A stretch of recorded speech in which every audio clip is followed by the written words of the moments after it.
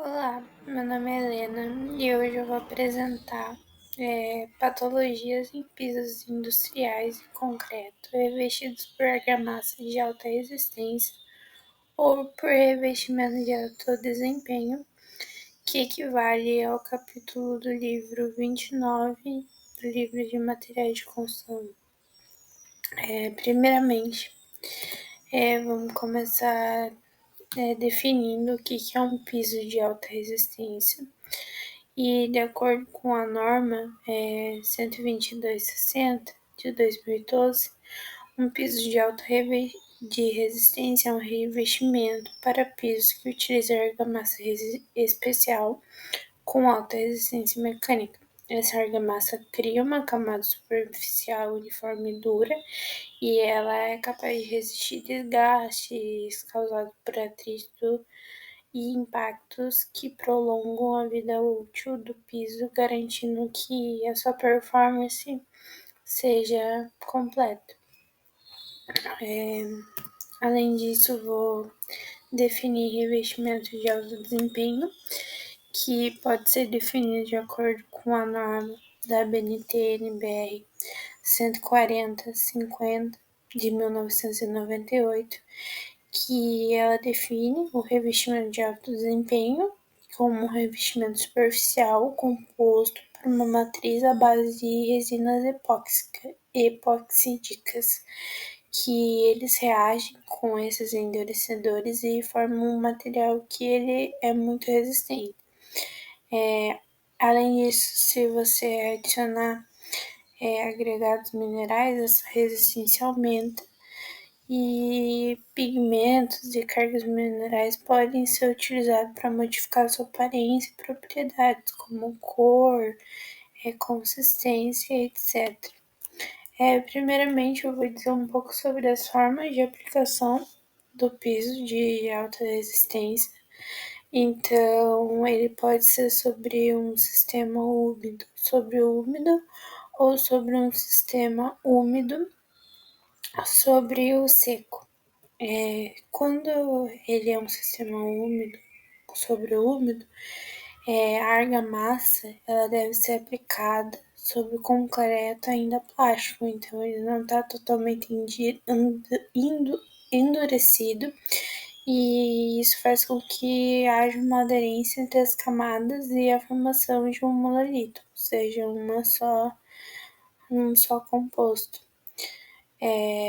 Aqui tem uma imagem que a gente consegue ver melhor como que fica. E aqui já vamos falar um pouco sobre o que a norma diz sobre isso. Que de acordo com a norma 122/60 de 2012, as juntas de piso de alta resistência úmido sobre úmido podem ser realizadas de duas formas. Eles podem ser moldando a ranhura da argamassa ainda fresca ou cortando, posteriormente com um disco diamantado que respeita as dimensões indicadas do projeto. E também é importante ressaltar que, no caso, o corte esse deve ser feito no momento que a argamassa já tenha ganhado resistência suficiente para evitar danos nesse material. Para finalizar, as juntas ainda precisam ser seladas. Antes disso, é necessário remover toda sujeira que possa estar presente ali, utilizando uma escova ou um jato de ar. Em seguida, você aplica o selante a frio e sempre tomando cuidado para que o nível final fique ligeiramente abaixo da superfície do piso. Geralmente esse desnível é de entre 1 milímetro ou 2 milímetros no máximo. Além disso, a gente tem o sistema úmido sobre o seco, que já dessa forma a argamassa ela é aplicada quando o concreto já está endurecido, então com pelo menos 7 dias de idade, e ela tem que seguir as recomendações da mesma forma da norma da BNT 122/60 de 2012. E aqui tem uma imagem que é um pouco diferente daquela, essa é a imagem anterior, e essa é com ela com ele seco. Então, vou falar um pouquinho sobre o que a NBR determina para esse tipo de aplicação. Ela especifica que para esses sistemas, sobre o contrapiso seco, as juntas de movimentação eles devem ser constituídas por perfis plásticos ou metálicos. Isso faz com que os movimentos não sejam realizados entre essas juntas e esses perfis eles vão ser fixados com argamassa com um traço específico de 1:3, ou seja, uma proporção de cimento para 3 de areia, sobre a superfície preparada no concreto antes da execução do contrapiso de correção. Para garantir que esse piso fique uniforme, as laterais, os cordões de argamassa que são utilizados para assentar juntas devem ser cortadas com 5 milímetros abaixo da espessura final do piso, ou seja, esse desnível vai ser de 5 milímetros. E quando essa argamassa ainda estiver no início do processo de endurecer, isso deve ser feito quando a argamassa ainda estiver no início do processo de endurecimento. E além disso, os painéis que foram formados por essas juntas, eles têm que ter formato quadrado, com dimensões que não excedam entre 3,5 metros por 3,5 metros. Agora eu vou falar um pouco de como que deve ser o controle de qualidade do piso de alta resistência. Então, a NBR 12260, ela também define esses critérios e para isso tem que fazer os testes para ver se ela atende esses requisitos de resistência e durabilidade. No caso de que a argamassa não seja aprovada, o piso ele é rejeitado e é necessário tomar medidas corretivas nesse caso, que podem ser desde a demolição ou apenas a reconstrução dessa área afetada. Então, a gente também consegue classificar os revestimentos de alto desempenho. Então, eles se encaixam em três pontos, sejam eles monolíticos para pintura ou decorativo monolítico. Dentro dessas classificações, eles têm outras 3 classificações. Então, no caso do monolítico, ele pode ser apenas monolítico em camadas múltiplas ou monolítico autonivelante. No caso do decorativo, ele também possui essas 3 determinações.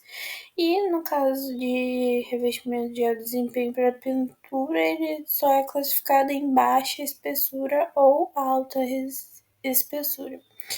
Além disso, eu vou falar um pouco dos requisitos mínimos que esses revestimentos de alto desempenho precisam ter para serem caracterizados como revestimentos de alto desempenho. Então, eles têm que ter resistência a impacto, a abrasão, de acordo com as 12 NBRs, tanto a 120/42 quanto a 140/50. Eles também têm que ter resistência à tração, resistência à compressão, resistência à flexão, resistência de aderência e, além disso, tem que ser provado a sua absorção. E para isso a gente tem que verificar antes de serem executados esses pontos, porque é preciso que tenha uma compatibilidade da resistência mecânica com futuras solicitações, por exemplo, dependendo do que aquele revestimento vai ser submetido. Então, tem que ver se não tem fissuras, trincas, destacamentos, como que está se comportando o teor de umidade, para evitar que haja uma umidade ascendente ou contaminação por óleos e graxas. E também entender como que está sendo as propriedades elétricas do revestimento, se ele está conduzindo energia elétrica ou não, como que ele se comporta em relação a choques térmicos e outras interferências que possam comprometer as integridades do sistema. Então, agora eu vou falar um pouco sobre as patologias que podem afetar esses pisos de alças de alta resistência. Então, eles têm algumas causas geradoras e essas causas geradoras geralmente são falhas no projeto, falhas de execução, utilização de materiais inadequados e a utilização e manutenção inadequada do piso também. Sabendo disso, agora a gente vai diretamente para quais são as consequências dessas falhas. Então, primeiramente, a gente tem as fissuras, que elas se encaixam em algumas características.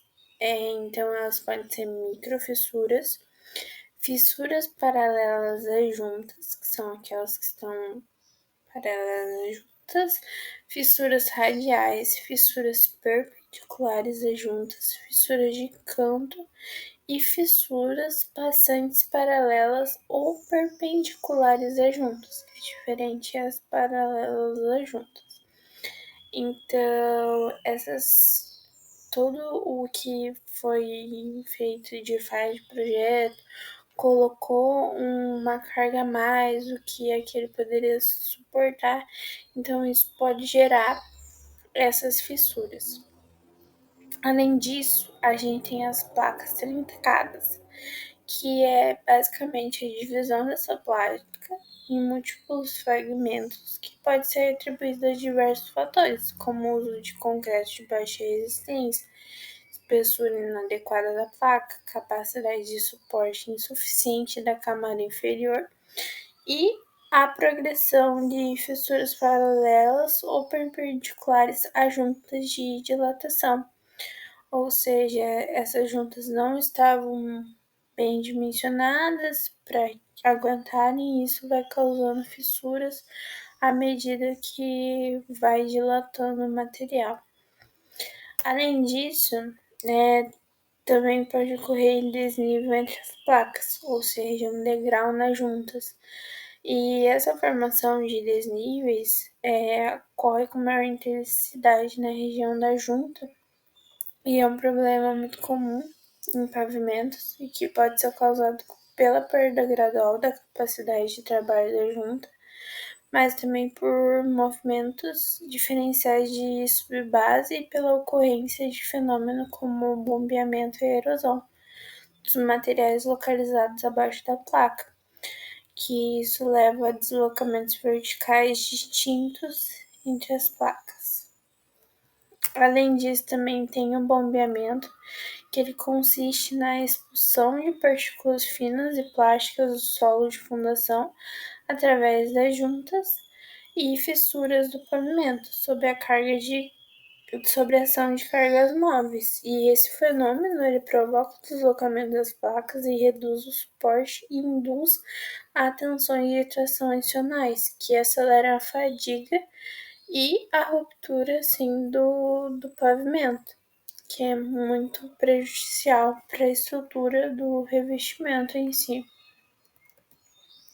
Também tem as placas bailarinas, que elas são observadas como uma movimentação vertical das placas sobre a ação de tráfego, com maior intensidade justamente na região das juntas também.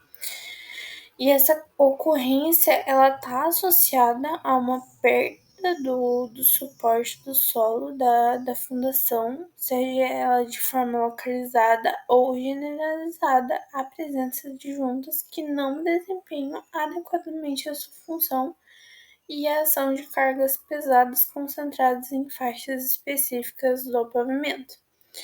Então, isso é outro ponto que também pode ocorrer em pisos de revestimento de alta resistência, assim como o esborcionamento de juntas. Então, de acordo com uma norma do DENIT, que ela é a 061, que foi feita em 2004, o esborcionamento ele consiste em uma quebra em forma de cunha nas bordas da placa com concreto, nas regiões adjuntas com extensão máxima de 60 centímetros. Essa deterioração ela já permite a entrada de água e materiais estranhos no interior da junta, que comprometem o funcionamento, e esse tipo de dano é particularmente muito comum em juntas transversais obtidas por corte, especialmente em pavimentos sujeitos a tráfego médio ou alto, sendo frequentemente associado a falhas na execução do corte ou da aplicação do selante. Então, a gente tem esse ponto também, além do esmagamento, que é diferente do esborçonamento, porque ele é a ocorrência do esmagamento em pisos de alta resistência é mais comum quando a base apresenta baixa resistência mecânica ou a massa está mal aderida.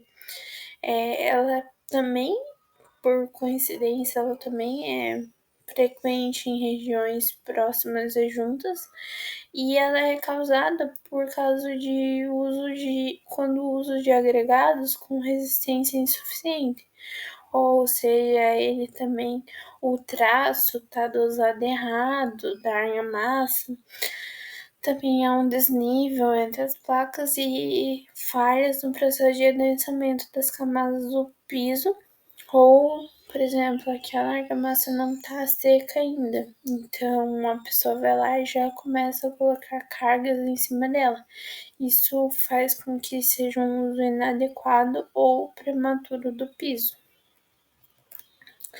A gente também pode falar sobre o desgaste. Então, o desgaste em piso de alta resistência, ele gera desníveis e produção de pó, que comprometem a funcionalidade da área. Esse uso de agregados de baixa resistência, abrasão, dosagens inadequadas, assim como o outro, também uma elevada relação de água por cimento. Então, quanto mais água, menor a resistência, né? Execução deficiente do estocamento e polimento, além de especificações inadequadas do acabamento. Tudo isso contribui para que haja um desgaste muito prematuro da estrutura do piso.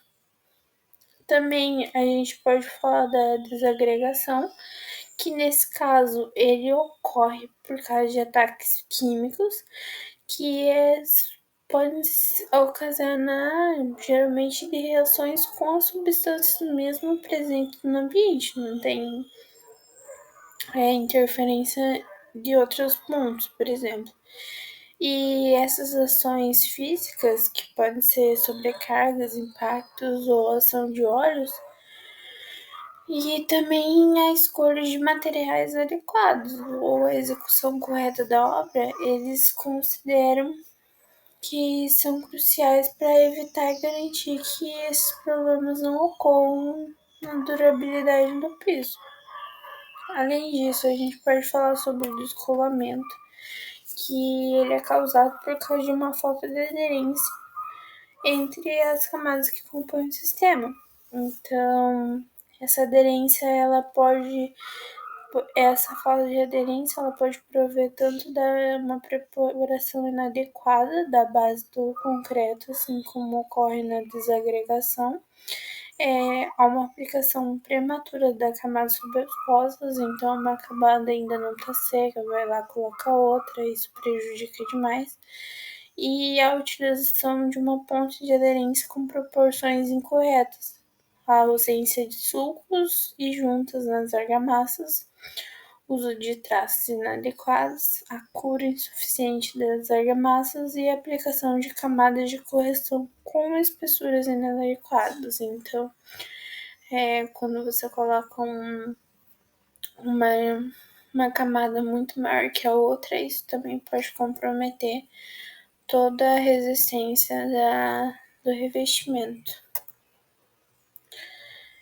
Então, a gente também pode falar sobre o empenamento da placa, que ele ocorre devido a uma diferença na forma, como argamassa de alta resistência e contrapiso quando eles secam, eles se contraem. Então, essa diferença, sendo ela combinada, não só ela, né, mas também ela tem que ser combinada com a falta de aderência com o contrapiso e a base do concreto, eles causam essa deformação nas placas. Então, necessariamente, para ter esse empenamento da placa, a placa não tem que estar bem aderida no contrapiso e tem que ter uma diferença entre a resistência do contrapiso e da argamassa ali. A cura inadequada do piso e a espessura insuficiente da argamassa agravam ainda mais esse problema.